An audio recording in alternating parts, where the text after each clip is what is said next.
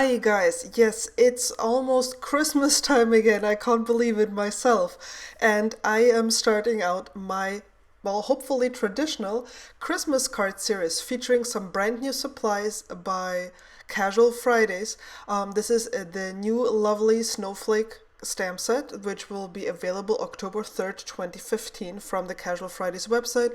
It has a few gorgeous sentiments and, of course, a huge snowflake that looks just lovely. And you can see that you can create a lot of things with this stamp set. I'll also be using the die set, which is not new, but it's quickly becoming one of my favorites. And I've prepared a few card bases already, and I've also die cut a few panels here with the bubble box dies. You can see I'm using, these are stackable shapes, so the same shape just in different sizes, and I've basically just created a window here because I want to create a clean and simple card set actually. And here's a piece of watercolor cardstock, and it's a piece of sturdy watercolor cardstock that I've already prepared, on which we will be working next. So here I'm going to color up these the watercolor cardstock. I'm going to make 3 cards with different color combinations, and all the colors are listed in the video description here and on my blog.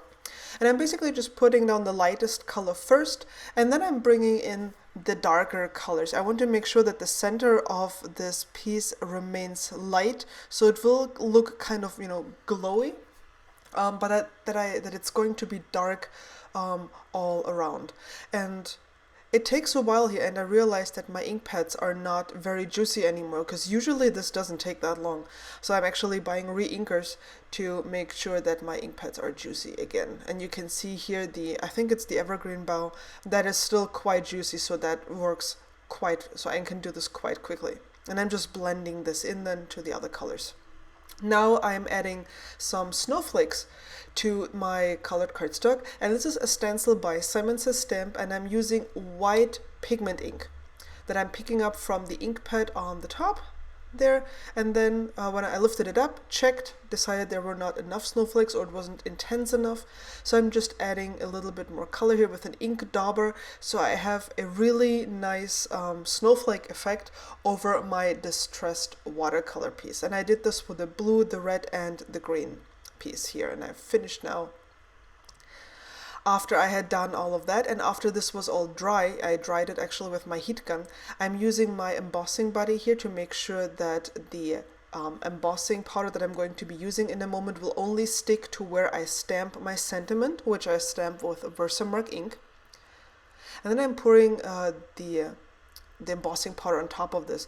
And I know when I started out with card making, I was like, oh no, they are pouring it all out of the can. But that's okay. See, you can just pour it back. So just don't be afraid, just put something underneath and then it's all fine. Now, of course, I have to show you the heat embossing because it's magic and I love it. And I let my heat gun get really, really hot, which is why it hurts really, really a lot on my fingers. And then it's really quick, and this turns into a beautiful gold sentiment. Isn't it lovely? Oh, it's just so beautiful. Then I'm going to put all of this together. So I'm using my foam tape here, and I'm actually cutting it in half lengthwise because I don't want it to go up to the border, because then you will see it immediately when you look sideways at the card. So I'm putting some behind all the windows here. And since I already have the foam tape out, I'm just preparing it for all the windows, and you can see it's quite easy to cut it in half. I don't think you need even non-stick scissors for that. Regular scissors should be fine with this. After I had put that window on top of my watercolor piece, I'm putting glue with my ATG gun on the back of the watercolor piece here. I have to be careful because there's nothing to hold it in the middle, so I won't bend it accidentally. And if it doesn't work perfectly, you just grab it with your fingers and put it on there. I don't know, the roll was almost empty, so that's why this didn't work very well. And then I'm simply putting it onto the card base, trying to make sure it's straight, because it's a very clean and simple card design. There's not going to be anything else on this card except for this panel here. So I'm lining it up on the grid on my mat, on the gray mat, and trying to make sure that the distances are the same, because I don't know about you, but I see that if it's not straight, if one border is further further away from the other, and it's just drives me crazy. I can't do that. So here are my three cards. You can see this is the light blue one with the silver embossing. I'm not even, and I originally, you can see one of the sequins on my finger. I had originally intended to put some sequins on these cards, but then I decided I should just leave them be because I think they look pretty amazing the way they do. I'm actually admiring them right now and thinking, should I not? And then I decided, I'm just gonna leave it like this because that's the way it should be. So this is the blue one.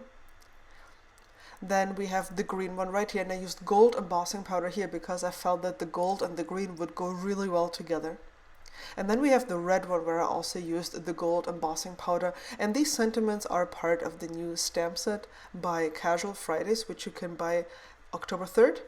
And here's a still of the cards after they were done, and you can see they're really clean and simple, and the colors just shine. And if you visit my blog, you will see some more close-up of this card where I used the big snowflake and heat embossed it, and I have some more details to share about how I created this card.